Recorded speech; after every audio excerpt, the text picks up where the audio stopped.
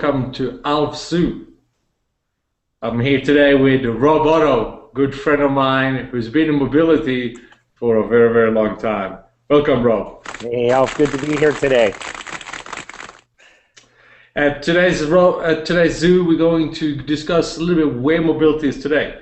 We have seen, Rob and I, through the long years we spent in mobility, we've seen how it's changed for a little bit of a vision to everyday food. And I really wanted to hear it from the field, someone like Rob, who spent a lot of time talking to customer, seeing how their deployments are coming along, how they're evolving, and talking with guys who was once pioneers but now have taken this to make it mainstream in their industry. Because my question to you, Rob, is, are there any real value use cases? Is mobility anything more than just good marketing? Are people using it and making money, saving costs? Is there anything out there? No, well, good thing is with mobility, we don't have to rely on marketing to help us. This is something that's just absolutely taken off.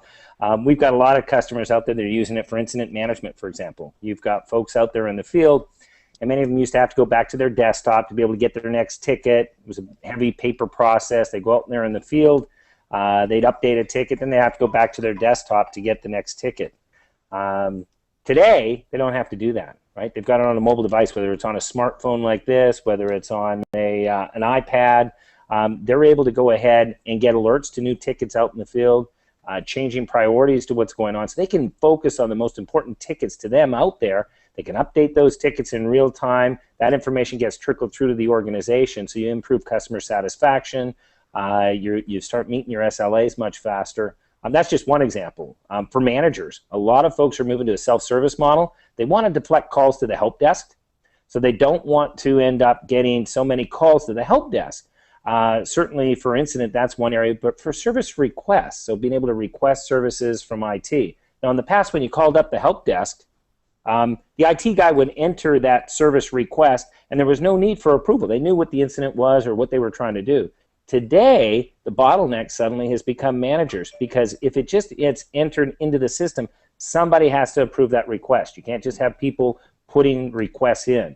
By adding mobile change approvals, now those managers aren't the bottleneck. They don't end up at the end of the day or early in the morning with a whole bunch of requests they got to go through.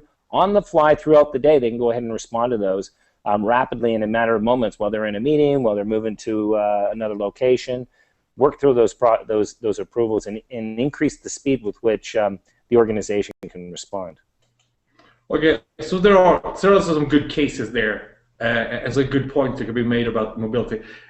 You came to BMC through Aeroprise, and so did I, and where we developed Remedy mobility apps. And this was before there were iPhones, this was before there was an Android, it was before there was SDKs to help us along. So you've seen how people have evolved in their way of dealing with mobility. What's the most common mistake that people make when they roll out enterprise mobility today? Yeah, I think the biggest mistake, well, there's a couple of mistakes that people make. I think one of the most common ones is trying to boil the ocean, trying to do everything you do on the desktop on the mobile device out there. And that's something we learned at Aeroprise and carried forward to BMC, is that you really want to mobilize that 10 or 15% of the functionality that allows people to get 80–90% of their job done. It's got to be fast, it's got to be quick. You want them to get up to speed fast. So there'll always be edge cases where you have to go back to the desktop, but you don't build the mobile app for all those edge cases. You build it for what they can do to get most of their work done. I think the other key piece that's extremely important is, with these devices, you don't have 5 nines of connectivity. So you're always in areas of intermittent, periodic connectivity, especially folks out there that are doing IT, field level folks. They're in basements where there is no connectivity, etc. You have to have a native app. You can't use browser-based technology, or it's simply not going to work, and it's going to fail from a deployment standpoint. Gotcha.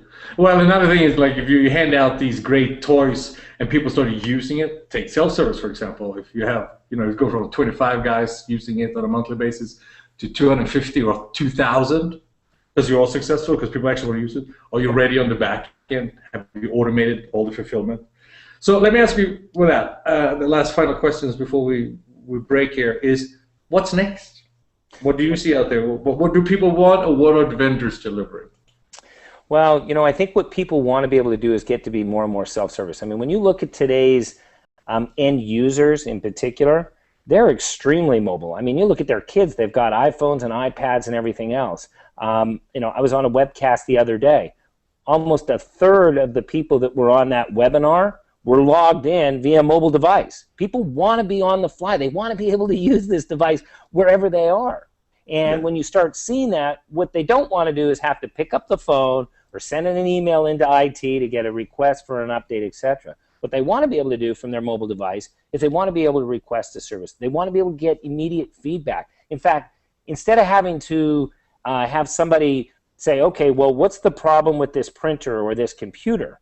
What if you could do near-field communication? What if you could just walk up to that printer that you have a problem, you take your phone, you put it close. I mean, you've seen the movie where the lady's sitting there talking to the guy, and he says, hey, the kids gave you a movie, and they take the two phones, and he goes, here's the movie, and he's like, oh, great, from the kids, watch it on the plane. And then she goes, I made one for you. And she gives him, and it's like, but don't watch that on the plane. Well, that near field. I find it completely inappropriate. Yes, good. Well, but it's, that ability to, instead of say, what's the model number of this printer or my laptop, and, I don't have my glasses on, I can't read the serial number. Why not just touch your phone close to it and say, this is the problem, and it sends that information right up to you. There's no communication error. Those types of things. When I want to be able to set up a service desk call, why can't I just get on my phone like I do with Apple and use a concierge, right? I go in and I say, hey, I got a problem, this is it. It says, here are the available times, what's going to work for you. And it looks at IT and it sets it all up, and in a flick, I've got it done. Now it's on my calendar, it's on their calendar, I got a reminder, the information I need is all there. And then when I'm ready, maybe if I have to, instead of the service technician come to me, maybe I have to go to him. Wouldn't it be nice to have that map right there, and I'm using GPS to say, okay, so where am I supposed to go? Oh, it's right here, because maybe I'm at another location. I'm not even at my location. In fact, I work from home, so I'm never in the office. I wouldn't know where to go. But if I could take this device and use the GPS, go, okay, I'm on the first floor, got to go to the second floor, and I can see, and it tracks me, just like I do when I'm traveling, that'll help me out so much more.